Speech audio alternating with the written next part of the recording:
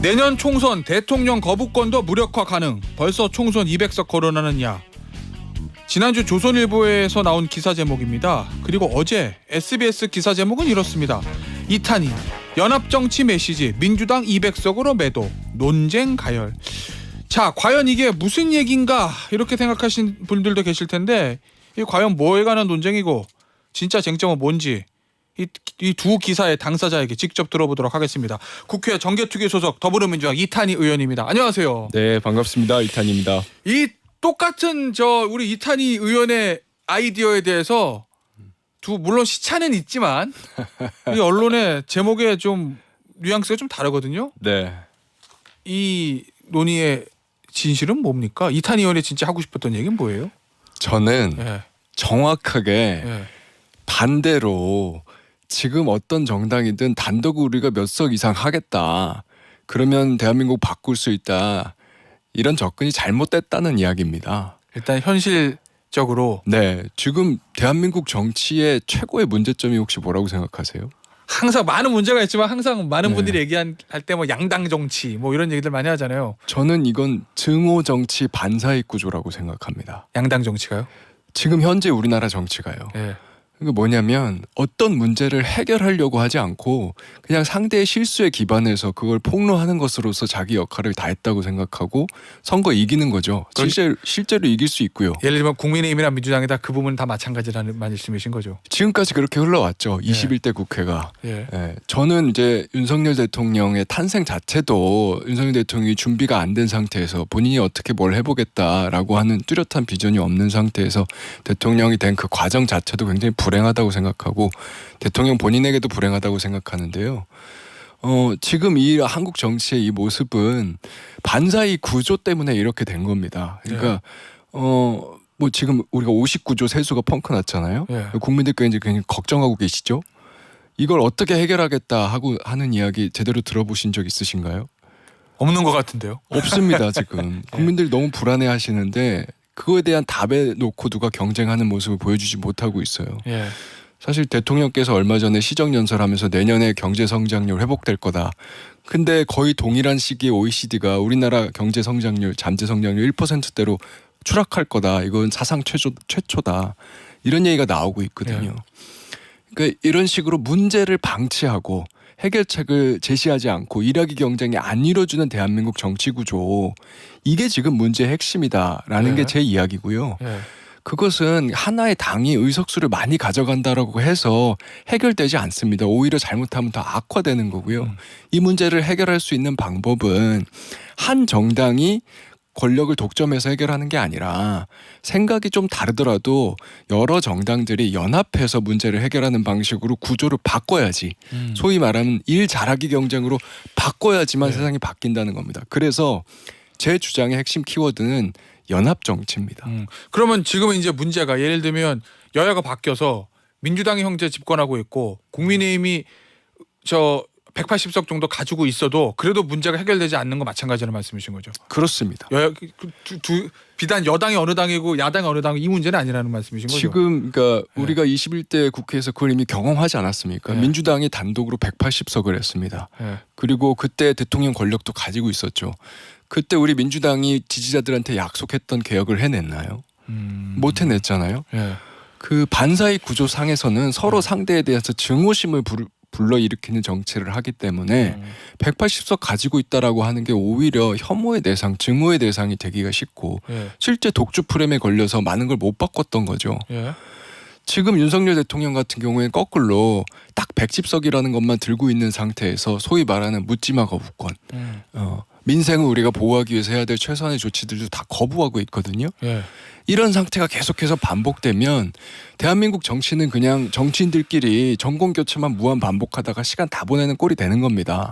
그걸 막기 위해서는 연합 정치밖에 없다. 이게 제 얘기입니다. 그 이탄희 의원이 하는 그 연합 정치 얘기들을 사실은 그동안 정의당 쪽에서 많이 했던 얘기라고 저는 기억을 하고 있는데 예를 들면 양당체가 너무 폐해되니까 특정 정당 이야기한 건 아니고요. 이제 대한민국의 미래를 생각하는 분들이 많이 이야기를 하셨죠. 그 얘기는 이제 강력한 제3당에 출연해서 국민의힘과 민주당 이 양당 정치를 좀 깨고 가운데서 뭔가 균형추를 하는 정치 세력이 있는 게 훨씬 더 나을 수도 있다. 뭐 이 얘기인 거잖아요. 그건 하나의 아이디어 중에 하나고요. 예. 꼭 제3세력이 아니더라도 예. 진보도 경쟁하고 보수도 경쟁할 수 있는 네. 그래서 국민들이 선택권을 가지는 그 방향으로 나아가야 된다는 얘기입니다. 근데 의원님, 근데 이제 연합 정치 얘기는 제가 무슨 얘기인지 알겠는데 이 저 국민의힘을 100석 안으로 묶어서 민주당 단독이 아니라 연합 정치를 통해서 200석 이상 가지면 대통령의 거부권을 무력화시킬 수 있다. 이 얘기는 왜 나오게 된 거예요? 그 뭐 숫자가 본질은 아니고요. 예. 이게 지금의 상황에서 다들 걱정하시는 것이 민주당이 과연 이러한 연합 정치로의 이행에 협조하겠느냐. 네. 당신이 민주당 의원지만 민주당 설득할 수 있냐 이런 얘기 하시잖아요. 지금 민주당 180석 가지고 있는데 네. 사실 그러면 민주당의 의석수가 줄어들 수 있다는 얘기잖아요. 근데 저는 네. 그래도 그 길로 나아가는 것이 당도 살고 나라도 사는 길이고 네. 또 무엇보다도 유권자들한테 도움이 된다라는 이야기를 하고 있는 겁니다. 그러니까 서두에도 말씀드렸지만 저희 민주당이 약속했던 정치개혁, 검찰개혁, 언론개혁 이런 의제들도 네. 민주당이 단독으로 의석수를 많이 가지고 있다고 해서 꼭 해낼 수 있는 것이 아니라 한편으로는 진보 야당과 한편으로는 합리적 보수 세력과 연합해서 이를 처리할 수 있는 구조가 돼야지만 이루어질 수 있다라는 걸 제가 설명하고 있는 겁니다. 아니 근데 제가 궁금한 건 왜 국민의힘 100석 미만으로 이 얘기가 어떤 맥락에서 나온 건지 그게 제가 궁금해서. 제가 이제 계속 말씀드리는 거는 예.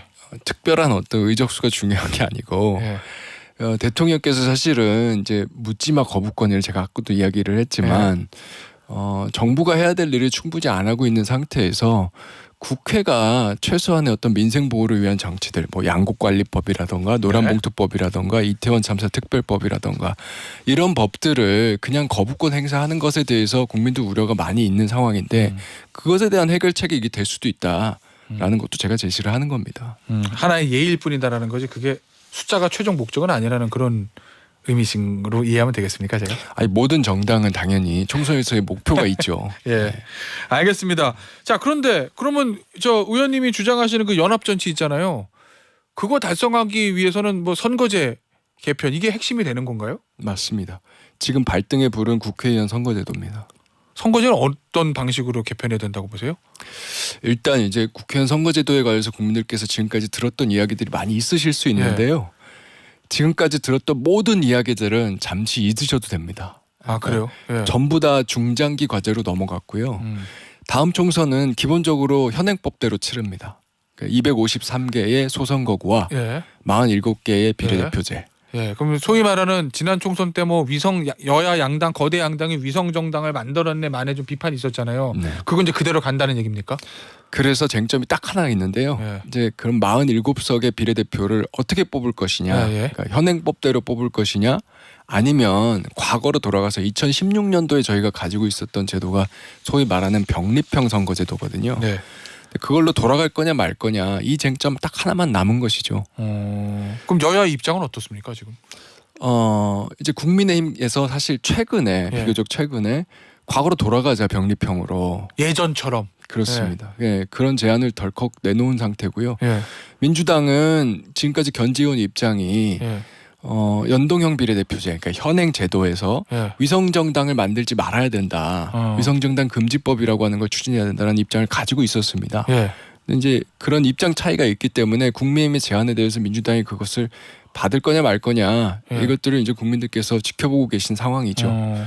저는 이제 절대 받으면 안 된다라고 예. 하는 사실 강한 입장을 가지고 있습니다. 그래서 오늘 그거에 대해서 좀 말씀드리면 좋을 것 같습니다. 예, 그러시죠. 그럼 이탄희 의원이 저 국민의힘의 안을 받으면 안 된다고 하는 이유는 뭐예요? 근데 국민의힘에 그 얘기를 하는 거는 이거잖아요. 아니 지난번 저 21대 선거법 그날리 치면서 개정했는데 이게 사실은 말은 다당제 출연, 다당제를 해서 뭐 여러 저 정치 세력들의 의사를 받아들일 수 있는 여러 당을 출연시키는 게 옳다라는 큰 대의명분을 가지고 선거제 개혁했는데 남은 건 위성정당뿐이잖아.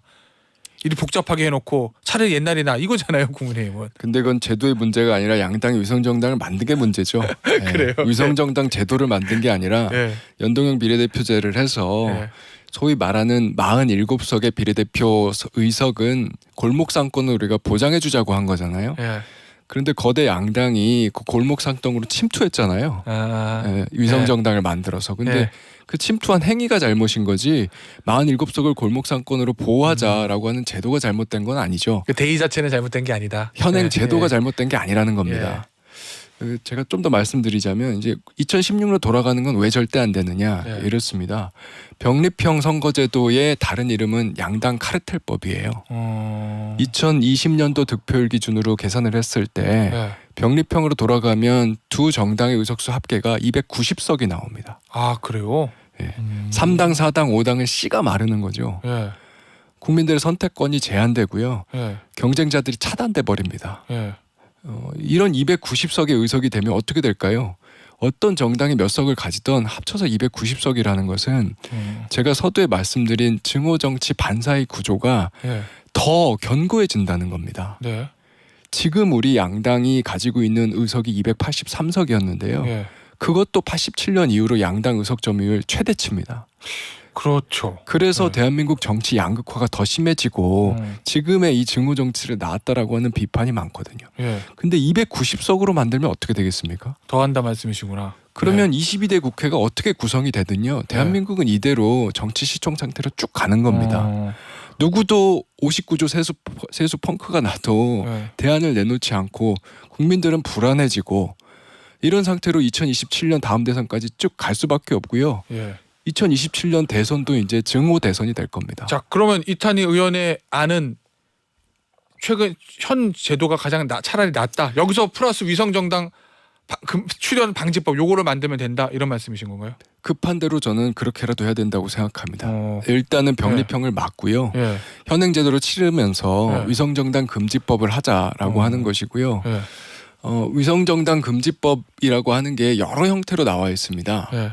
그런데 그 중에 실효성이 없는 제도 있는 제도들도 많이 있거든요. 네. 근데 의원님 민주당에서 좀 여기에 대해서 이탄희 의원 당신 말이 맞지 우리 당론 그렇게 갈게 이렇게 딱 이탄희 의원의 안을 받지 못하는 이유는 뭔가요? 받지 못하는 게 아니고 저희 당은 이미 여러 번 약속을 했습니다. 네. 당론으로 나왔습니까? 그럼요. 아 그래요? 예, 여러 차례 이야기를 했고요. 지난 네. 대선 때도 약속을 했고. 그런데 이제 제가 우려하는 건 이런 거예요. 예. 그러면 당신이 왜 나와서 이 얘기를 하고 있냐 물으실 수 있잖아요. 예. 제가 우려하는 거는 이제 국민의힘의 어떤 이 병립형 제안이 사실은 민주당 입장에서는 유혹이거든요. 의석수만 생각해 보면 이런 예전으로 거죠. 돌아가는 게 더 47석의 골목 상권에 뚫고 들어가서 우리 나눠 먹자. 예. 예를 들면 국민의힘에서 우리 들어가서 한 10석 15석 먹고 싶은데 너희들 가서 몇 석 얻으면 되지 않냐. 서로 눈 감자. 예. 이런 게 될 수 있는 거죠. 근데 정치인들이라고 하는 게 사실 국민들한테 한 약속보다 눈앞에 이익에 흔들릴 수도 있는 것이기 때문에 예. 절대로 그러지 말자라는 취지로 제가 나와서 말씀을 드리는 겁니다. 그럼 민주당 전체적으로 봤을 때 의석수는 좀 민주당 자체 의석수는 줄더라도 민주당과 뭐 예를 들면 선거연합인지 정책연합을 할 수 있는 우호적인 군소정당이 더 늘어나는 게 장기적으로도 훨씬 낫다. 민주당에게도. 맞고요. 예. 민주당 의석수가 그렇게 줄어들지도 전 잘 모르겠습니다. 아, 사실은 예. 180석을 우리가 그대로 다시 한다? 그것도 오만 아닙니까? 예. 그러니까 그런 좀 비현실적인 주장보다는 예. 그리고 오히려 선거 때 잘못하면 민주당이 또 오만하기 때문에 네. 민주당 견제해야 된다라고 하는 국민들의 불안감을 조장할 수 있는 이야기보다는 네.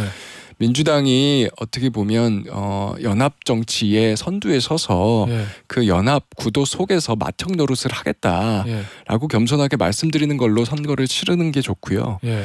그 현행법을 유지하고 47석 골목 상권을 지켜내면 저는 지금은 합리적인 보수 세력 그리고 진보 야당이 출연하기에 굉장히 좋은 적기다.